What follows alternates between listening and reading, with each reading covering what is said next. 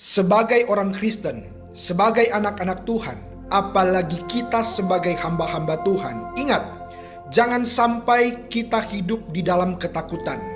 Jangan sampai kita kalah dalam pertempuran hanya karena kita hidup dikendalikan oleh ketakutan.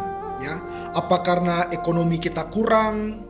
Apa karena situasi dan kondisi di sekitar kita tidak berpihak kepada kita? Apakah itu berkaitan tentang keuangan atau apapun? Ya, jangan sampai kita kalah dalam pertempuran di dunia ini hanya karena kita dikuasai oleh ketakutan. Ya, kadang-kadang kita sering bicara kepada orang-orang, mari kita letakkan ketakutan kita kepada Tuhan, mari kita letakkan segala kekhawatiran kita kepada Tuhan, mari kita bawa kepada Tuhan setiap rasa cemas kita, khawatir kita, ketakutan kita. Giliran berjalannya waktu, kita kadang ragu kepada Tuhan. Ya, kita kadang-kadang ragu apa yang kita ucapkan kepada Tuhan. Orang yang takut, orang yang penakut, itu berarti orang itu tidak menghargai kebesaran Tuhan. Orang yang hidupnya penakut dan hidup dalam ketakutan, apapun konteksnya, itu berarti dia menyepelekan keberadaan Tuhan. Oke?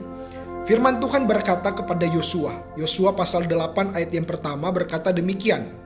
Kemudian berfirmanlah Tuhan kepada Yosua, janganlah takut dan janganlah tawar hati. Bawalah seluruh tentara dan bersiaplah. Majulah ke Ai.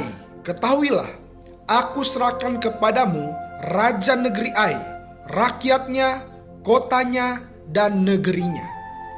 Jikalau kita melihat ada seorang tentara, ini misalkan ya, seorang tentara yang mengabdikan dirinya kepada negara, mereka rela mati tertembak demi mengabdikan diri kepada negara.